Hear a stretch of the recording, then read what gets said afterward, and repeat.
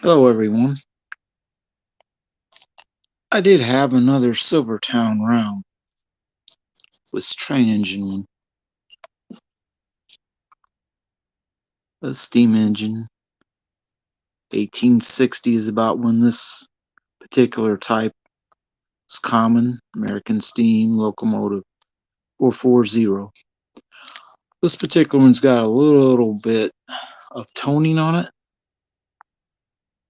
It says Winchester, Indiana. Now, the one I just got, it's the same kind of design. Both of these are 3/9 silver. But this is the St. Gaudens replica one. And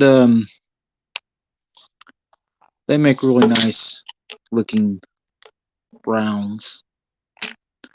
Now, you might be wondering why the little toy tank's sitting on the table. Well, they've been talking about sending some tanks to the Ukraine, and they probably need it for defense from the aggression from Russia. Now, Frosty was selling some American Silver Eagles.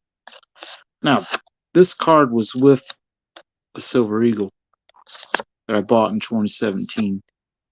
Just to show you when silver's a lot lower and the premium was a lot lower, you could get them pretty cheap. That's what I paid for one of my 2017 Eagles, 2075. Kind of crazy since they run 35 or so lately. Now, let's see what this is. Oh, I just saw an advertisement for one of these. It's a 1999 Susan B. Anthony proof. United States Mint. It's very shiny and all that stuff. They wanted $35 for it. Well, when I bought this, someone said the bid was 18, but they only sell it for 9 because they want to sell it quick. They don't want to sit on stuff. So $9. You're like, well, that's pretty crazy. That Mount Vernon wants 35 for something. Now, this is a West Point edition nickel. And I'm doing all this early pre-game stuff because the game will be on later. This is a reverse proof. You can see the W on the 2020. It's pretty neat, actually. West Point is an interesting place. They make eagles and stuff, but not a whole lot of other things. This I kind of forgot about having. It's a Pony Express Centennial souvenir coin. It's probably not an actual one that was made for the purpose of the Pony Express.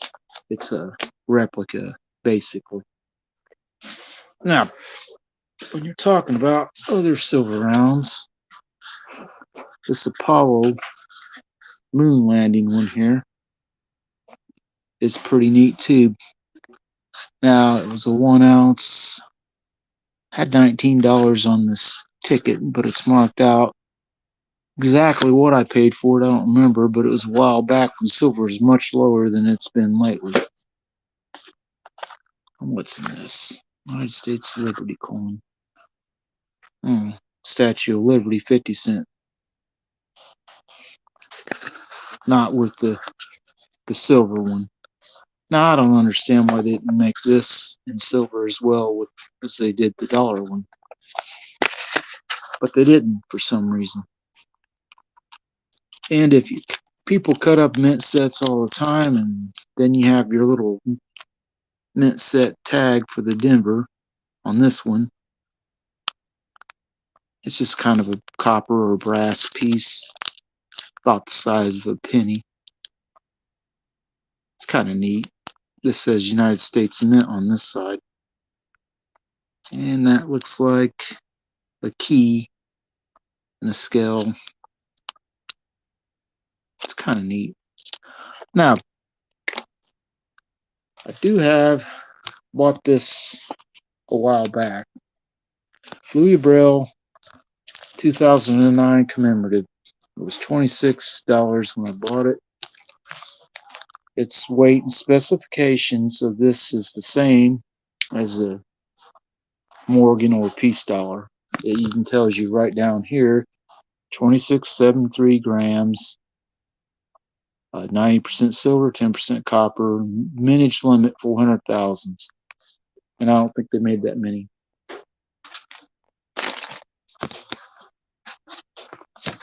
Then these Whittle Smites, which are kind of neat, but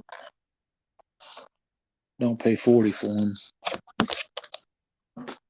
But I did want to hop on and talk about a few things and about the Silvertowne rounds. Don't want to be on here too much longer because Super Bowl, well, big game, whatever, you're not supposed to say that. So I don't know why. It's just some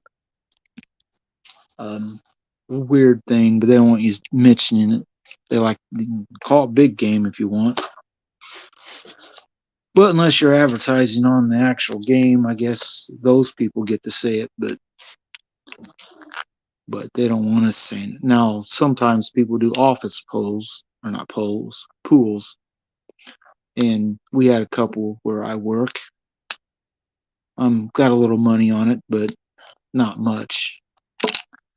But when I bought this a couple years ago, I think it was, how much did I pay? I had the tag, set it over there, but it's out of reach. Now this case is a little bit scratched. That happens. I'd rather the case get scratched than the actual round. These aren't called coins because they're not denominational and they're not government backed. These are just made by Silvertowne, which is in Winchester, Indiana. And this eagle design is really nice. I like it a lot.